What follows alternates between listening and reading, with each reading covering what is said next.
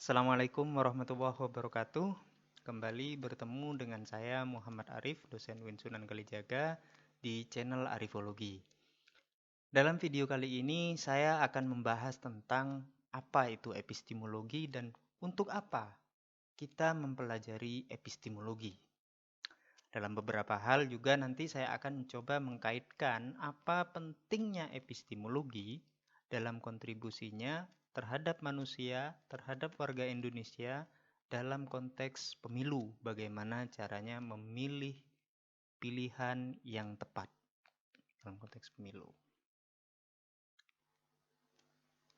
Baik, dalam menjelaskan epistemologi, saya akan memulai dengan sebuah ilustrasi gambar. Di sini ada ikan koi. Ceritanya kurang lebih begini. Nah, suatu ketika saya sedang berada di depan kolam ikan koi. Nah, di depan saya itu saya lihat ada beberapa ikan koi yang berukuran besar. Tiba-tiba ada orang di belakang saya, tiba-tiba bertanya dia kepada saya. Ada apa di depan Anda? Apa yang kamu lihat? Kata orang itu. Kemudian saya dengan sederhana menjawab, di depan saya ada beberapa ikan koi berukuran besar. Terus orang itu menimpali lagi. Bagaimana Anda tahu bahwa di depan Anda itu adalah ikan-ikan koi yang berukuran besar? Orang itu tanya lagi ke saya. Terus saya menjawab, saya akan melihatnya secara langsung, kata saya seperti itu. Terus orang itu masih tanya lagi, kalau begitu bagaimana Anda bisa memutuskan bahwa yang Anda lihat itu jenis ikan koi, bukan ikan yang lain? Bagaimana Anda bisa menyebutkan bahwa ukurannya besar, tidak kecil? Bukankah ukurannya lebih kecil dari kolam ikannya? Apakah semua itu cukup untuk mengetahui dengan hanya melihat sesuatu di depan kita?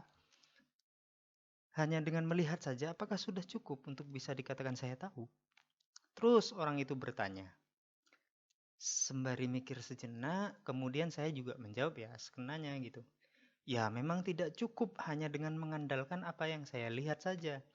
Pengetahuan saya tentang jenis ikan selama ini menuntun saya untuk mengklasifikasikan ikan ini adalah ikan koi. Ini ukurannya terhitung besar, karena ukuran biasanya lebih besar dari ini, dari yang ada di depan saya ini. Ukuran biasanya lebih kecil daripada yang ada di depan saya ini. Yang di depan saya ini besar-besar. Ya, singkatnya, kata saya lagi, pengetahuan saya tentang geometri telah menuntun saya untuk menyatakan bahwa ikan koi ini ukurannya lebih besar daripada ikan-ikan yang biasanya, seperti itu. Terus orang itu ternyata masih tanya lagi, bagaimana Anda tahu bahwa pengetahuan Anda sebelumnya itu sudah benar? Standarnya apa? Bagaimana juga Anda bisa yakin bahwa pengetahuan Anda sebelumnya itu bukan sekedar khayalan Anda? Orang itu terus mencecal saya dengan pertanyaan-pertanyaan. Saya kemudian berpikir di dalam hati, jangan-jangan orang ini Sokrates atau reinkarnasinya Sokrates. Ya, begitu kira-kira. Pertanyaan-pertanyaan yang muncul ketika saya menghadapi ikan koi yang diajukan oleh orang misterius tadi. Nah, kaitannya dengan epistemologi apa? Epistemologi itu adalah cabang filsafat yang pertanyaan-pertanyaan filosofisnya itu seputar pengetahuan manusia. Pertanyaannya seperti apa? Ya kurang lebih sebagaimana yang sudah saya ceritakan tadi itu. Yang dipersoalkan adalah tentang pengetahuan manusia, tentang pembenaran pengetahuan manusia atau justifikasi dari pengetahuan manusia. Itulah yang dipelajari dalam epistemologi. Tentang epistemologi cabang-cabangnya, klasifikasinya saya sudah membahas di video yang sebelumnya. Anda bisa cek juga di situ untuk menjelaskan lebih lanjut. Sini saya hanya menjelaskan tentang apa itu epistemologi, dan itu adalah cabang filsafat yang pertanyaan-pertanyaan filosofisnya adalah seputar pengetahuan manusia. Lalu apa gunanya bertanya seperti tadi itu? bertanya seperti orang misterius itu kepada saya yang melihat ikan koi itu? Apa gunanya? Kayak nggak ada kerjaan aja mengajukan pertanyaan-pertanyaan soal pengetahuan, soal yang sudah ya lumrah seperti itu. Kita tahu ikan ya itu lumrah gitu. Kayak nggak ada kerjaan aja gitu.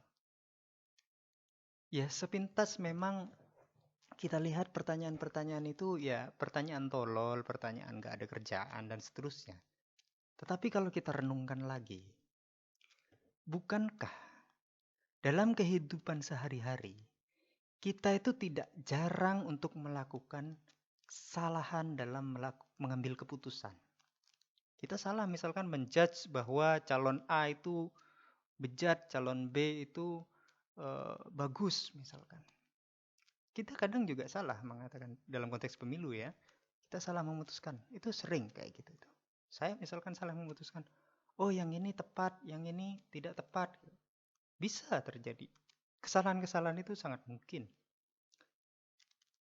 Bukankah kita juga sering melontarkan pendapat-pendapat yang tidak tepat, salah. Kita merasa di depan kita yang kecelakaan, orang yang di depan kecelakaan itu yang salah karena motornya misalkan. Bisa jadi kan kita karena terhalang hanya melihat dari satu perspektif, tidak melihat dari sebelah yang lain, sehingga memutuskan bahwa yang ini yang salah, yang itu yang benar.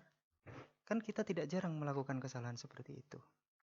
Untuk itu, pertanyaan-pertanyaan epistemologis ini membantu kita untuk terhindar dari kesalahan berpendapat, kesalahan dalam memutuskan mana pengetahuan yang benar dan mana pengetahuan yang salah. Jadi, karena seperti itu, karena kita masih sering salah membuat keputusan, sering tergencir pada pendapat yang salah, maka di sini pertanyaan-pertanyaan epistemologi ini tetap menjadi relevan, penting, apalagi dalam konteks pemilu sekarang ini. Gitu.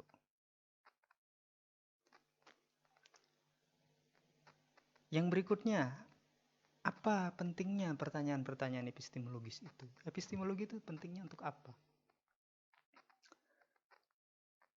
Menolak pertanyaan-pertanyaan epistemologis yang seperti sudah saya jelaskan tadi itu merupakan sesuatu yang tidak natural. Jadi perlu dicatat, ini tidak natural kalau kita menolak pertanyaan-pertanyaan epistemologis itu kita tidak natural dan tidak produktif.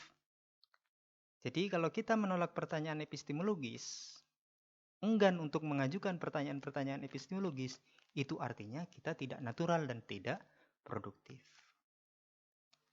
Misalkan ini ya tidak natural. Kodrat manusia itu adalah merindukan pengetahuan dan bergantung kepada pengetahuan. Ya kita sebagai manusia itu selalu ingin tahu. Dan kita juga bergantung pada pengetahuan. Anak kecil misalkan, saya punya anak dua orang ya. Yang satu sudah usia 7 tahun, kalau yang satu lagi masih baru mau belajar bicara.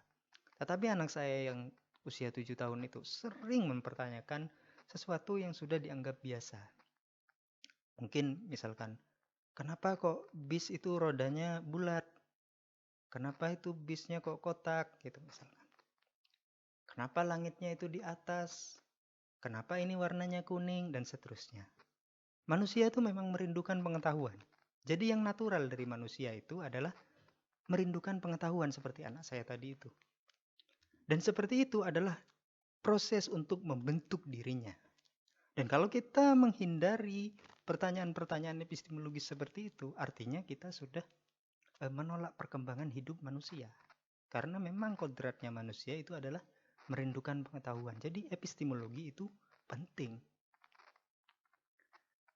Yang kedua, kalau kita menolak pertanyaan-pertanyaan epistemologis, itu artinya kita tidak produktif. Revolusi sains itu tidak lain adalah buah dari pertanyaan-pertanyaan epistemologis seperti yang saya diajukan di awal tadi. Revolusi sains itu tidak akan terjadi kalau pertanyaan-pertanyaan epistemologis itu tidak diajukan oleh para filsuf. Barangkali kalau kita mengabaikan pertanyaan-pertanyaan epistemologis, sekarang ini kita perlu menggunakan jasa merpati untuk kirim WA, kirim pesan jarak jauh. Jadi ditemukannya WA, ditemukannya Telegram, ditemukannya medsos dan seterusnya, itu tidak lain adalah buah dari pertanyaan-pertanyaan epistemologis. Maka kalau kita menolak pertanyaan-pertanyaan epistemologis dan menganggap pertanyaan-pertanyaan epistemologis itu sebagai sesuatu yang tolol, itu artinya kita menolak terhadap produktivitas manusia. Jadi kita tidak natural dan tidak produktif kalau kita menolak pertanyaan-pertanyaan epistemologis. Yang terakhir, epistemologi itu penting. Kenapa? Karena epistemologi itu menuntun manusia untuk mendapatkan pengetahuan dan jawaban yang terbaik di antara banyak jawaban yang ada. Jadi di epistemologi nanti kita diajari yang namanya pembenaran. Yang benar atau justifikasi ya. Yang benar itu kalau didukung oleh data yang seperti apa? Yang koheren atau yang koresponden atau yang pragmatis atau yang bagaimana?